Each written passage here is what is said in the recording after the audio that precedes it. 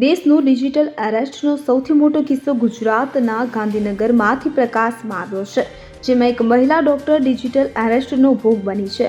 આરોપીએ money laundering કેસમાં ફસાવવાની ધમકી આપીને મહિલા ડોક્ટરને 3 મહિના સુધી ડિજિટલ રીતે બંધક બનાવી હતી અને 35 બેંક ખાતાઓમાં 19.24 કરોડ રૂપિયા ટ્રાન્સફર કર્યા હતા. આ કેસમાં સાયબર ક્રાઇમ પોલીસે એક આરોપીની ધરપકડ કરી છે અને વધુ તપાસ શરૂ કરી છે. ત્યારે તપાસ દરમિયાન આ છેતરપિંડીનું કંબોડિયા કનેક્શન સામે આવ્યું છે. મળતી માહિતી મુજબ ગાંધીનગરની એક મહિલા ડોક્ટર ડિજિટલ ધરપકડનો ભોગ બની છે. આરોપીએ મહિલા ડોક્ટરને 3 મહિના સુધી ડિજિટલ રીતે બંધક બનાવીને 35 ખાતાઓમાં 19.24 કરોડ રૂપિયા ટ્રાન્સફર કર્યા હતા. કેસમાં ફરિયાદ બાદ સાયબર ક્રાઇમ પોલીસે સુરતથી લાલજી બલદાનિયા નામના વ્યક્તિની ધરપકડ કરી છે.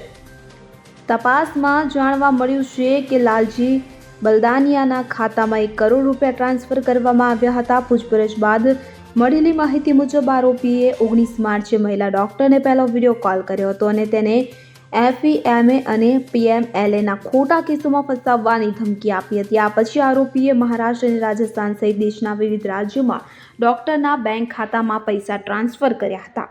આરોપીએ મહિલા ડોક્ટરને એટલી ડરાવી દીધી હતી કે તેને પોતાનું ઘર, ઘરેણાં, FD, શેર સર્ટિફિકેટ વેચી દીધા હતા અને પૈસા આરોપીના ખાતામાં ટ્રાન્સફર કરી દીધા હતા.